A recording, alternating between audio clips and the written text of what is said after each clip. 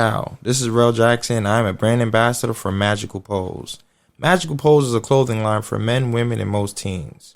You can find them on Instagram, Magical Pose, MAGICALPOSE. You can find them online at magicalpose.com, MAGICALPOSE.com. And you can even Google search Magical Pose Apparel and find their website that way. Now, due to COVID, you may experience some shipping delays from 7 to 14 days. Be advised, all orders will be shipped within 3 to 5 days after processing. Your first email is with the confirmation and receipt. Your second email is when it's shipped with tracking information. Free shipping on all orders, $150 or more. No promo code needed. Feel free and check out their catalog. They have things ranging from women's bodycon dresses, candy painted women's twist front tanks, zipper pouch, jackets, backpacks, crop top windbreakers, t-shirts, hoodies. And if you want a discount with the Magical Pose because you're with Rel Jackson, use discount code MPREL333. MPREL 333. Thank you for shopping with Magical Pose. I hope you like what you get. Feel free, hit me back. Let me know what you think. And I will see you guys later. Bye.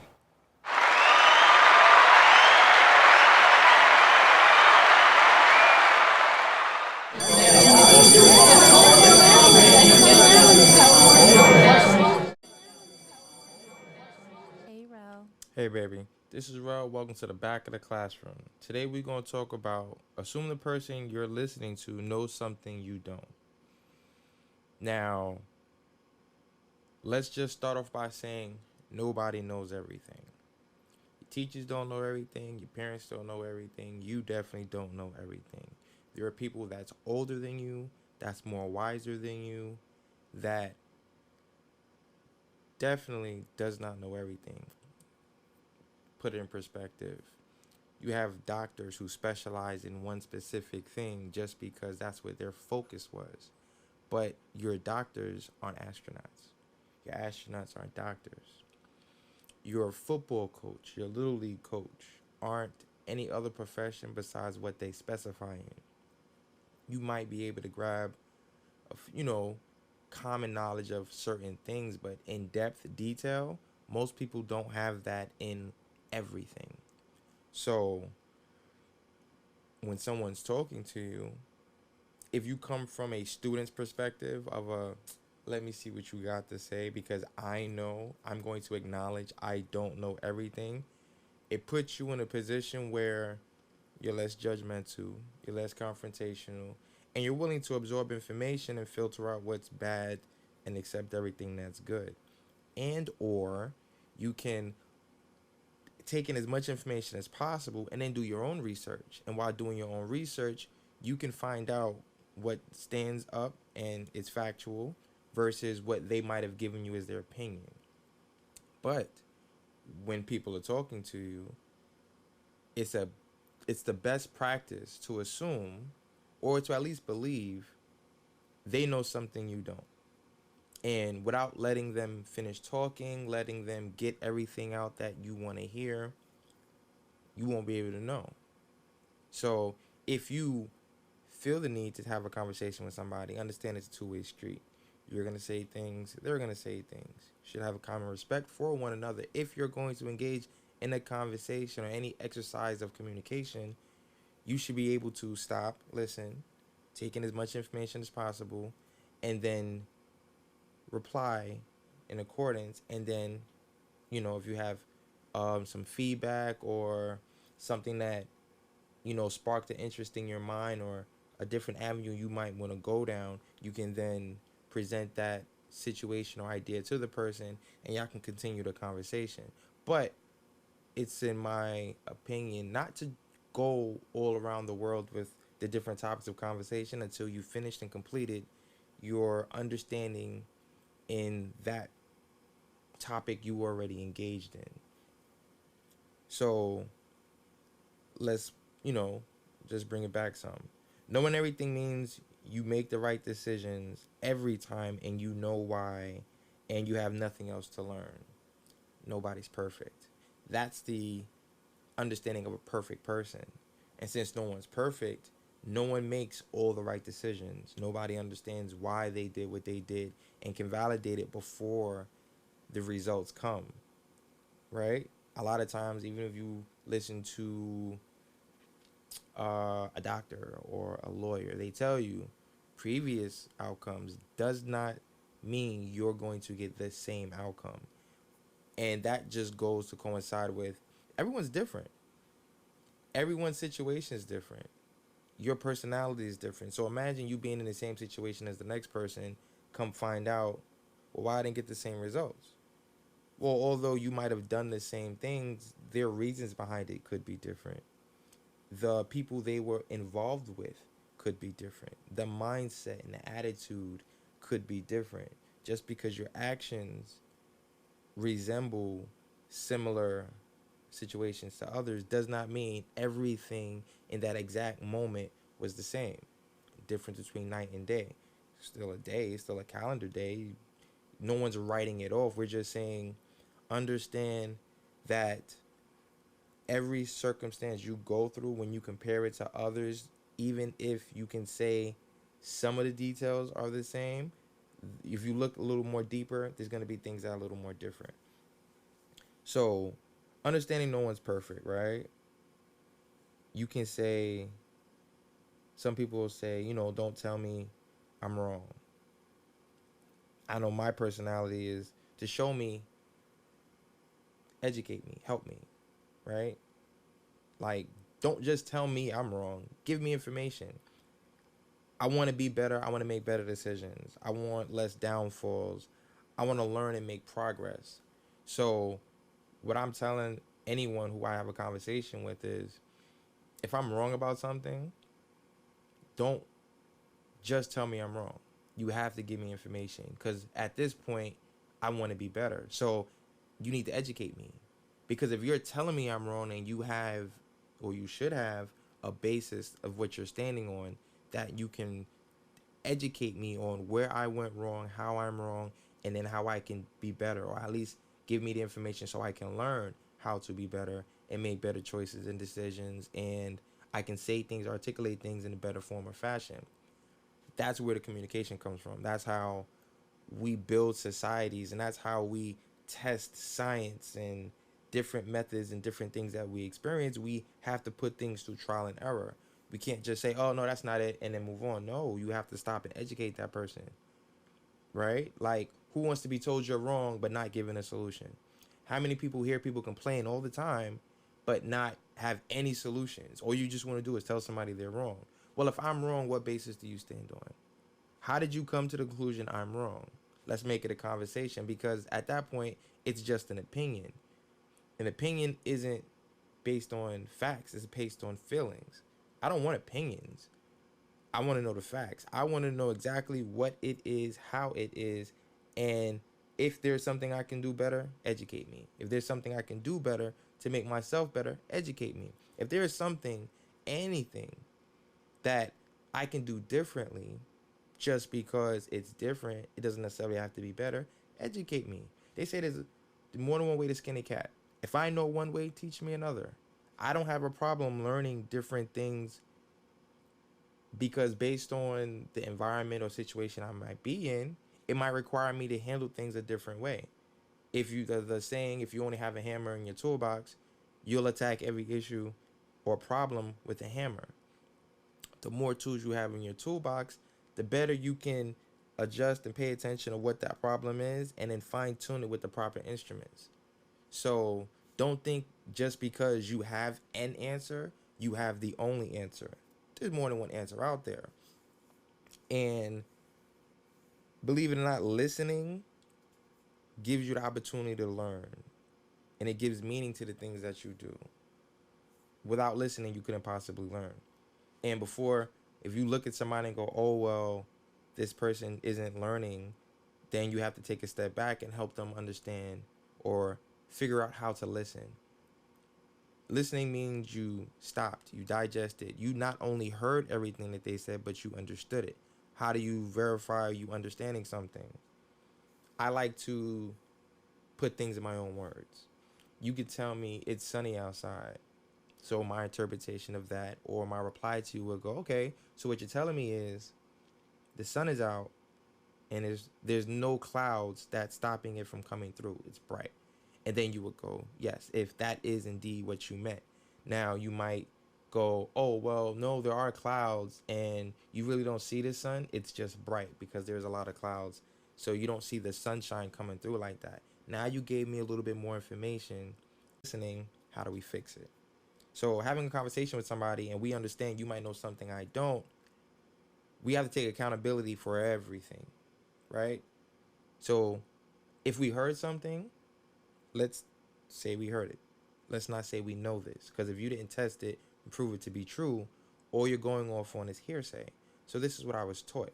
Best way to explain what it is and how it is you got the information that you have that you are willing to share, right? So let's look at it as a problem means there's something someone knows.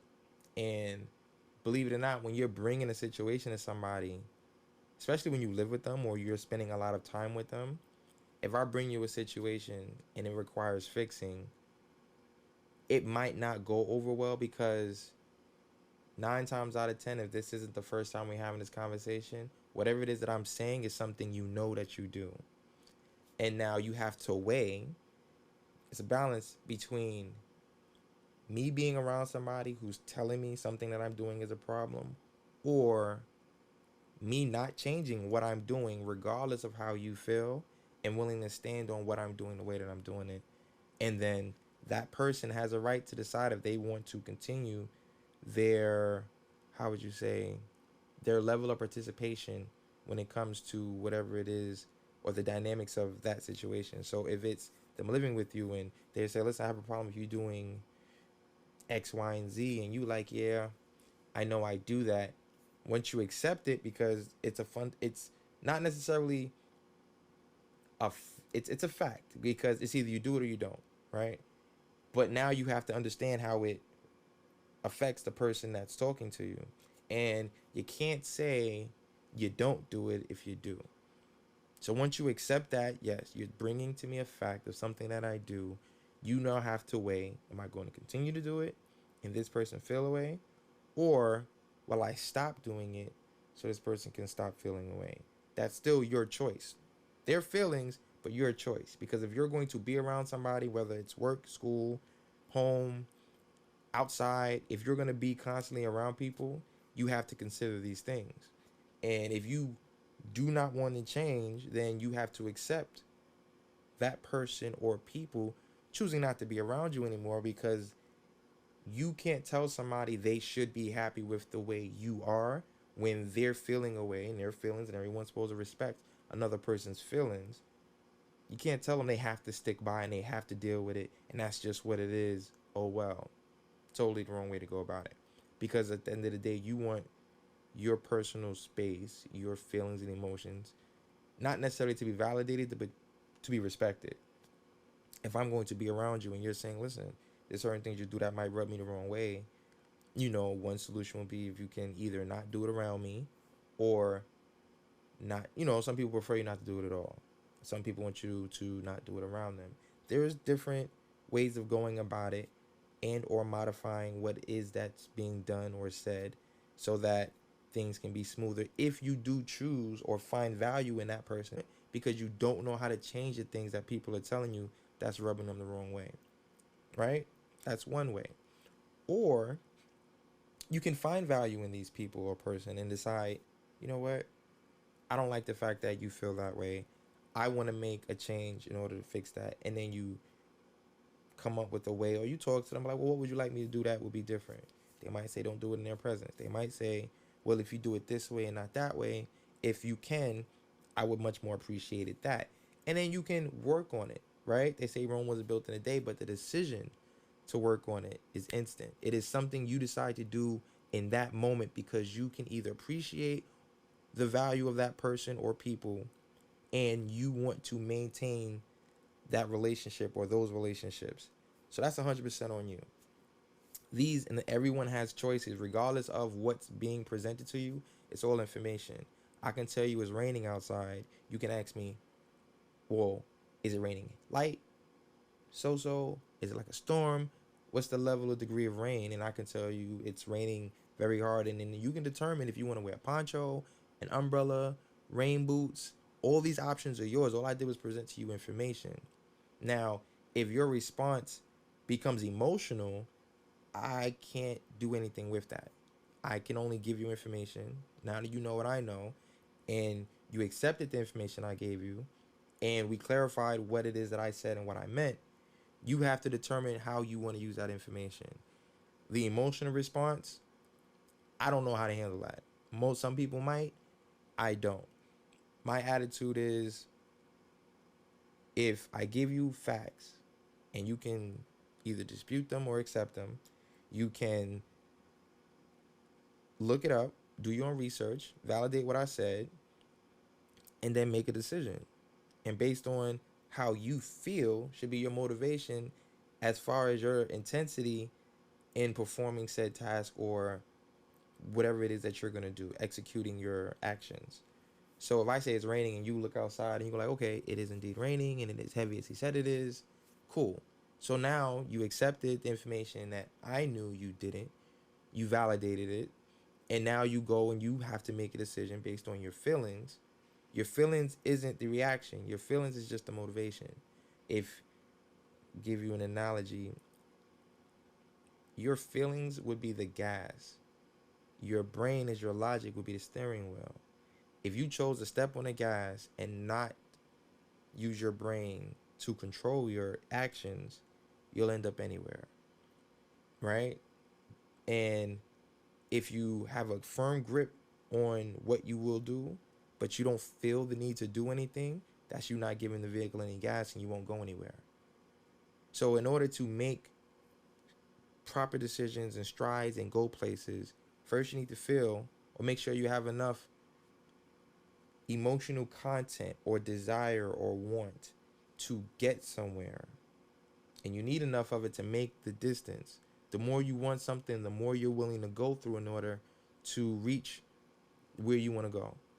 And as long as you're using your brain to think, you'll know what roads you want to take. You want to avoid traffic, you want to roll the tolls, you want to avoid the bridges, all these different things is your brain processing the information on how much or what you're willing to go through in order to get there. And you'll guide yourself just fine. Now, of course, like other parts of a car, everything requires maintenance, which means you constantly need to work on yourself. And where do you get maintenance from? People who know more than you. And when they give you this information, you should want to listen to them because you want to believe they know something you don't. And as long as you have that concept and you understand it and we can figure things out together, we can go places, right? So where are we in life right now? How are we going to take accountability for our learning, listening, and us taking accountability for what we do and not offsetting it to others? Because if we're going to believe we don't know everything, we got to take accountability for what we do. We have to look for more resources. Or better yet, let's say I don't know everything. I'm going to have a mentor. I'm going to have a therapist. I'm going to have some teachers. I'm going to have some peers, family members. I can talk to them about things and go, hey, so I was thinking about doing this, and this. What do you guys think? And of course, you already have your own mindset, but you can always talk to them and they can give you some things that they might know you don't. You're reaching out to resources. You want to talk to people that you know things you don't. Because then they can fill in the blanks, or they can either help you understand something you already know, fortify something you already know, or give you information you did not know, which will allow you to think and build on that new information, put it together, and then you might have some more questions because now you learned something new. So don't stop learning. Don't stop asking questions. Don't stop finding people and looking for resources that's going to help you be a better version of yourself. Don't stop having the passion within inside of you to determine how far you're willing to go with something, and don't be afraid to express that to people. Don't be afraid to tell anybody how you feel, what you want, and where you want to go. Because at the end of the day, if you're ever stuck in traffic, you understand what it feels like to be behind people that's slowing you down. You understand what it feels like for there to be construction on a road that you want to go through and pass, and places you want to be in, a time you want to get there. All these things you now have to think about. And for those who don't drive, let's say you take mass transportation. You could take the bus, you could take the train, you could take a cab. All these different things without a vehicle is still your passion, what it is you want, what you feel in your heart you want to do, and your brain is going to help you decide the best way of getting there. You might be in a car and determine it might be faster taking a train, or you might want to take a bus because you don't feel like driving, or you want to save yourself on certain hassles, so you'll rather, let's say parking is a nightmare, so you rather take mass transit or a cab. All these things is the way you process your information, so you're taking control over how you get to your destination, and your passion, the way you feel, is going to help you get there. So respect everyone's feelings, understand people know things you don't know, and you can turn around and understand better when dealing with people. Why not? Let's make the next decision your best decision. Let's reach out, let's build bonds, let's find smarter people to be around. Let's find people who've had different experiences, or experiences similar or in direct line with the things that we want to do. Those are the best teachers. I want to do something like, if I want to build a house, I can go to a construction company and sit there and watch what they do, so I can be familiar with what it is that they're doing. So when I start to ask questions and they start explaining things to me, I will understand a little bit more, because I didn't just walk in there and start asking questions. I stopped and observed, almost like an internship. Except I wasn't hands on. I just sat and watched. And I paid attention. I stayed out the way. I didn't obstruct anything, and I just learned. I'm paying attention, and believe it or not, that's the best way of learning, is to watch. When you was a child, believe it or not, when you was crawling, you looked around and you watched how people walked. You watched how people kept their balance. And what you did, without understanding the language they were speaking, because no one said put your left foot forward, put your right foot forward and follow, all you did was visual. And you paid attention and you watched and you watched and you saw what was going on and you got a better understanding of it, and then you tried to emulate it. But now that you're older, you're more mature, you have a better sense of understanding things, you can now ask questions and get it a lot faster.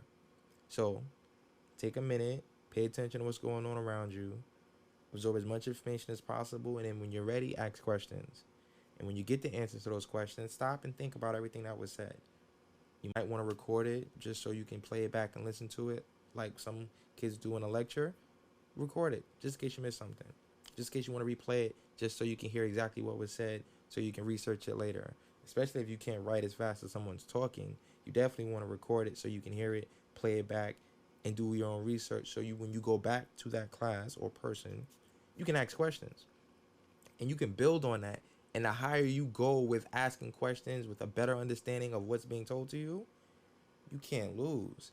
And don't be afraid to fail. Just because you make a mistake don't mean you can't learn from it. The best of anything is going to have mistakes in their resume. I did this wrong, I did that wrong, but I learned from this and that, and I now understand why you shouldn't do that. So remember, there's more than one way to skin a cat, but there are improper ways of skinning a cat. So part of knowing how to do it is also knowing how not to do it. And how knowing how not to do it comes from making mistakes. So you can't be afraid to make mistakes. What you can't do is give up. What you can't do is blame other people. No, we got to take accountability for our own actions. We got to take accountability for the knowledge that we had. How much of it did we verify? How much of it did we study? How much of it did we use in the things that we said we wanted to do? How did we use all the tools that was available to us? Did we take any shortcuts?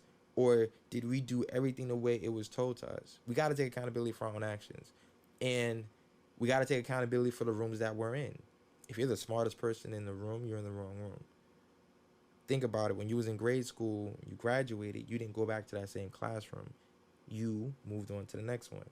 and you moved on to the next one, and so on and so forth until you reach the level and where you wanted to be. So if you made it this far on the podcast, I thank you. I hope we can take this to another level. Please like, comment, share. I appreciate it dearly. If you don't need this information, maybe somebody you do does. You'll never know. So please feel free, share it, send it in a message, send it in your social media. Let's get the word out. Thank you.